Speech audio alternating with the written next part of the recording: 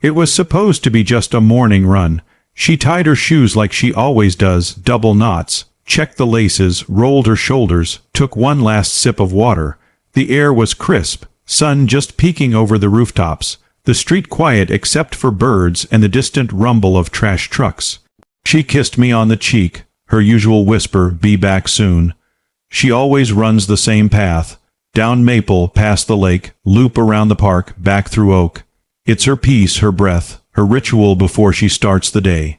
She never came back that fast before. I heard the door slam harder than she ever closed it, felt the vibration under my feet. She was breathing hard, but not from the run, her eyes, focused, cold. But under it, a fire I'd only seen when she was working with the SEAL teams, when she'd put down a 6-foot, 2 recruit with one flick of her wrist. She was shaking, but not from fear, anger. She didn't speak at first. Just moved past me, hands shaking as she grabbed a glass, filled it with water, drained it, slammed it down. Then she told me how she was just jogging, sweat dripping down her spine, breath steady, mind empty, the world good and quiet. How a white pickup truck pulled up in front of her, cutting her off.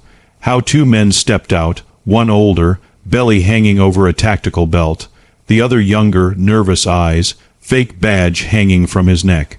How they told her to stop, "You don't belong here." How they asked for ID, for proof she lived here in her own neighborhood on her own street. How she told them to back off. How the older one rested his hand on his hip, where a cheap holster held a black pistol. How the younger one pulled out his phone, recording her, smirking, saying, "We'll see what the cops think." How she tried to walk past, how they blocked her. How the older one unclicked the strap on his holster, fingers tapping on the grip. How he pulled the gun at her. She didn't panic. She didn't freeze. She told me. I counted his breath. I watched his elbow. I watched his stance. Then she moved. 5 seconds. That's all it took. The gun was gone, clattering on the pavement. The older man was on his knees, gasping, arm twisted behind his back. The younger one was on the ground, wrist pinned under her knee, phone skittering across the asphalt, recording still, capturing his yelp of pain. Neighbors peeked through curtains. Some came out on porches, phones up, watching, recording. She held them there, calmly, her breath steady, telling them not to move, telling them the police were on the way. They didn't try to run. They couldn't, because she wasn't just a black woman jogging. She was the lead hand combat instructor for active duty Navy SEALs.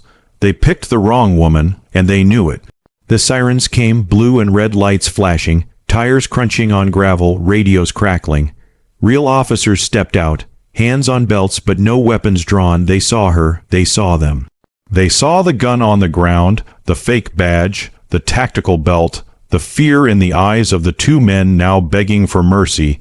They didn't cuff her. They took notes. They listened. They asked her if she was okay. They asked her what happened. She told them. They nodded. They looked at the men, now shaking, pale, sweat soaking through cheap cotton shirts, faces twisted in disbelief. They didn't get to leave in their truck. They left in cuffs, the younger one cried. The older one tried to talk, tried to explain, saying, "We're HOA security. We were just doing our job." But they weren't. There is no HOA security. They were just men who wanted to play cop. Men who saw a black woman running through their neighborhood and decided they had the right to stop her. Men who thought a fake badge and a cheap pistol made them gods. They learned that fear doesn't make you powerful. They learned that hate doesn't make you strong. They learned that a gun doesn't make you right. They learned what real power looks like. When she came home, she showered, washed off the sweat, the dirt, the stink of fear that wasn't hers but theirs. She made coffee. She sat at the table, hands wrapped around the mug, steam rising, eyes distant. I sat with her. We didn't speak for a while. Then she said, "They're going to learn." And they did, because the video from the younger man's phone leaked. Neighbors who had been silent for years saw what these men did in the name of neighborhood safety. They saw the gun. They saw her take them down without breaking a sweat. They saw the fear in their eyes. The HOA tried to defend them, tried to say they were volunteers, keeping the neighborhood safe, tried to say she was aggressive, tried to say she overreacted. But the video didn't lie. The neighbors didn't buy it. The local news picked it up. Local HOA vigilantes pull gun on woman get disarmed. It went viral, millions watched. Millions saw her strength, her calm, the quiet fire in her eyes. And millions saw the cowards these men really were. They tried to sue her. They said she assaulted them. They said she stole their gun. They said they were the victims. But the police report didn't back them. The video didn't back them. The neighbors didn't back them. And I backed her. I stood by her in court, hand in hers as the judge read the charges. Brandishing a firearm, unlawful detainment, false impersonation of an officer, reckless endangerment. They thought they would walk out with a settlement. They walked out in cuffs, heads down, faces red, the courtroom quiet except for the clink of chains. The HOA tried to hide. They tried to say they didn't know, but emails came out, meetings recorded. Plans discussed, they knew, they encouraged it. They paid for the fake badges. They reimbursed the gas for the truck. They called it community security. It was racism. It was fear. It was power abused. And it ended because she stood, because she fought, because she refused to be another headline, because she refused to bow. The HOA board tried to hold an emergency meeting to spin it, but people didn't come to listen. They came to demand answers. They came to demand resignations. They came to demand change. One by one, board members stepped down, faces pale, eyes down, papers shaking in their hands as they read prepared statements they didn't believe. The president tried to apologize. She didn't accept it. The community voted. A new board came in. People who didn't believe in fear. People who didn't believe in hate. People who believed in community. People who believed in her. When it was done, when the dust settled, when the news cameras left, when the reporters stopped calling, we sat on our porch, morning sun rising, coffee warm in our hands, dogs sleeping at our feet, birds singing, peace. She looked at me, a small smile on her lips, eyes tired but clear. She said they thought they could scare me. I nodded. She sipped her coffee, looked out at the street where it all happened. They didn't know who I am. They know now, and they will never forget. Because when hate came for her, she didn't run. She stood. She fought. She won, and the world saw it. Because real strength doesn't need a fake badge. Real strength doesn't pull a gun on a woman jogging. Real strength doesn't hide behind fear. Real strength protects. Real strength uplifts. Real strength is quiet, calm, patient until it's time to strike. And when it does, it ends the game. She is that strength. And they learned, but it wasn't over. The HOA thought they could clean it up, sweep it under the rug, let time pass so people would forget. But people didn't forget. They saw the video, they saw her strength, they saw their fear, and once you see the truth, you can't unsee it. The new HOA board tried to bring calm, tried to focus on community gardens and pothole repairs, tried to send out friendly newsletters with smiling clip art. But the damage was done. Neighbors started talking. Stories came out. People who had stayed quiet, who had let things slide, who had paid the fines because it was easier, started to speak. They talked about the letters they got if their grass was too long. They talked about the threats if they parked in the wrong spot. They talked about the late-night knocks on their doors. They talked about the fear that had hung over the neighborhood like a storm cloud. They talked about the meetings where voices were silenced, where questions were ignored, where decisions were made behind closed doors. They talked about the HOA and how it had turned into something else. Something darker, something rotten. It wasn't about safety. It wasn't about community. It was about control. It was about power and fear. She listened. She took notes. She nodded quietly as neighbors came up to her at the mailbox in the grocery store in the park. They trusted her because they had seen what she did, and they knew she wouldn't back down. So when the HOA tried to quietly reinstate neighborhood patrols, people came to her. They showed her the emails. They showed her the flyers slipped under doors in the middle of the night. They showed her the group chats, the Facebook posts, the whispered plans. She wasn't surprised. She had seen it before, in other forms, in other places, under other flags. Fear dressed up as safety, power dressed up as community. She knew how it worked, and she knew how to stop it. She went to the meeting. She didn't yell. She didn't threaten. She stood in the back, arms crossed, eyes calm, listening. They saw her. Their voices faltered. Their eyes shifted. Their papers rattled in their hands, because she was there, and they remembered. They tried to move on to the next agenda item, but the room didn't let them. Hands raised, voices spoke, questions asked who approved this, who was on these patrols, what training did they have, what authority did they think they had. Silence. They tried to bluff, tried to say it was community-led, tried to say it was voluntary, tried to say it was just neighbors helping neighbors. But people didn't buy it. Not this time, not after what happened. The room demanded answers. They didn't get them. What they got was fear, thinly veiled. The kind that makes men in cheap tactical vests puff out their chests. The kind that makes small men feel big. The kind that leads to guns being pulled on joggers. She stood.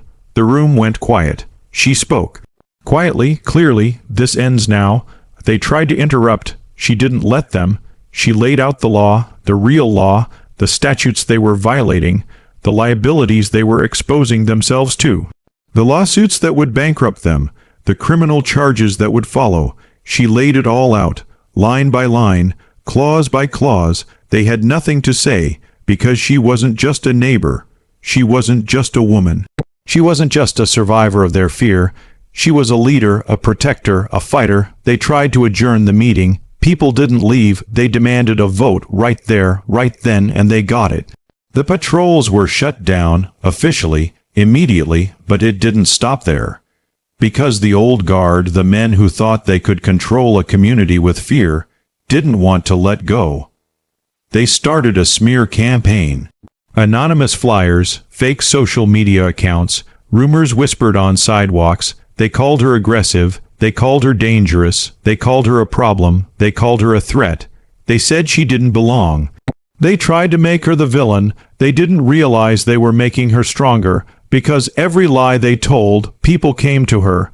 Every rumor they spread, people asked her directly. Every attempt to isolate her made people see the truth.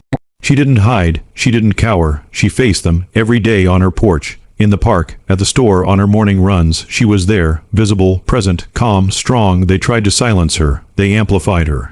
They tried to scare her. They inspired her. And as the weeks passed, their campaign backfired. People who had never paid attention started asking questions about the HOA budget, about the fines, about the spending, about the decisions made in secret. They started looking, and they found things: misused funds, unapproved expenditures, fake invoices, kickbacks, fraud, corruption. The HOA had been a playground for small men with small dreams of power. And now it was exposed, and once the truth is out, it can't be hidden again. A special meeting was called. Hundreds showed up. Neighbors who had never cared before, who had stayed out of the drama, who had just paid their dues and kept their heads down, showed up.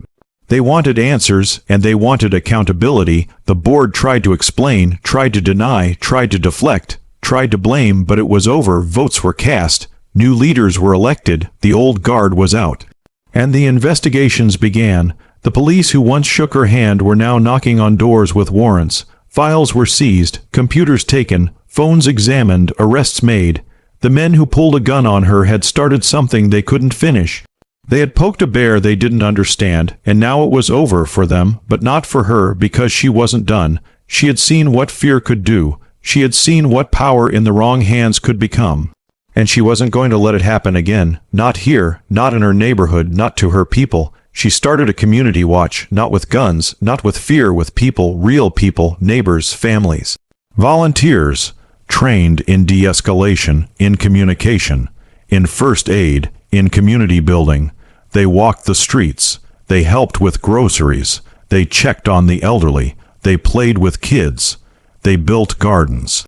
They hosted cookouts. They turned a neighborhood once ruled by fear into a place of strength, a place of safety, a place of community, a place of hope. And every morning she ran down Maple past the lake, around the park, back through Oak, the same path, the same breath, the same peace, but different, because now when she ran, people waved, people smiled, kids high-fived her, dogs barked happily, neighbors stepped out to chat. She wasn't just running, she was leading, she was protecting, she was healing, and they all knew it. The HOA tried to break her. They ended up making her the leader the community needed, and she didn't stop. Because there was more work to do. It could have ended there, a new board, a new start, a community healing, but peace is never simple, because fear doesn't give up easily, power doesn't let go quietly. And there were those who couldn't stand seeing her rise. Anonymous letters started arriving, folded neatly, no return address, typed not handwritten, slipped under the door in the dead of night. We're watching you. Leave or else. You don't belong.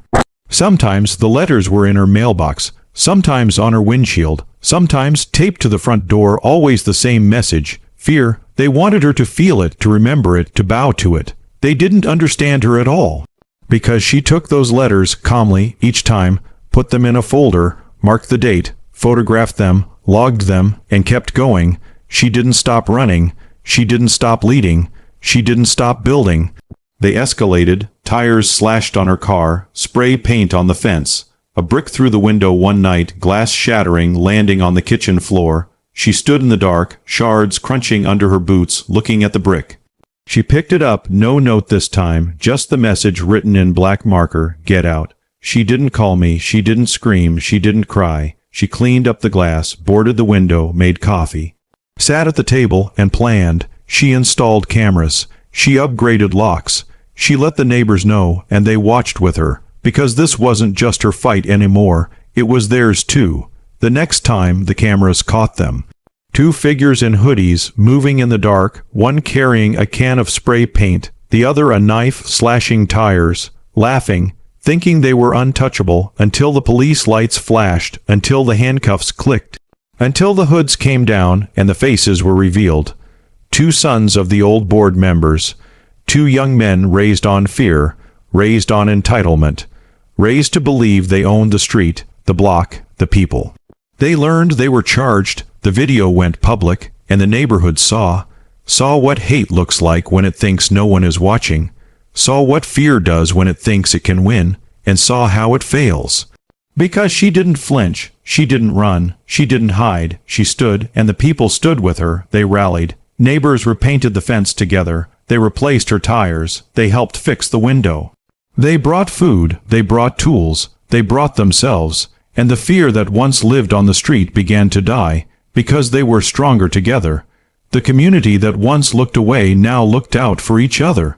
One night, after the window was fixed, after the lights were turned off, after the house was quiet, she sat on the porch, coffee in hand, watching the stars. I sat with her, quiet, listening to the night sounds. Crickets, the wind, the world breathing, she said softly, they don't get to take this from me. I nodded, they won't, and they didn't, because the next HOA meeting was different, not in a stuffy room with folding chairs and hushed voices, but outside, under the sun, tables of food, kids running around, neighbors laughing, talking, planning together. The HOA wasn't just a group of people making rules, it was the people, all of them, together. They rewrote the bylaws, removed the power that had been abused for years, removed the fines that had been used as weapons, removed the secrecy. They opened the books, showed every dollar, every cent, every decision, and people saw, and people trusted again, because transparency kills fear. She stood in front of them holding the microphone, her voice steady. This is your neighborhood. This is your home. Fear doesn't live here anymore. And they cheered. Not just for her, but for themselves, because they had taken it back. The neighborhood was theirs again. It wasn't perfect. It would never be perfect, but it was real, it was honest, and it was home. The men who tried to break her were gone now, some in jail, some moved away, unable to face what they had done, some still there but silent, eyes down, no longer kings of the block, because power built on fear is fragile. And it always falls. The police presence in the neighborhood faded, because it wasn't needed anymore. Neighbors looked out for each other. They walked together at night. They talked. They knew each other. And when she ran in the mornings, it was different. She still tied her shoes the same way, still checked the laces, still rolled her shoulders. But now, when she stepped outside, she saw lights in windows.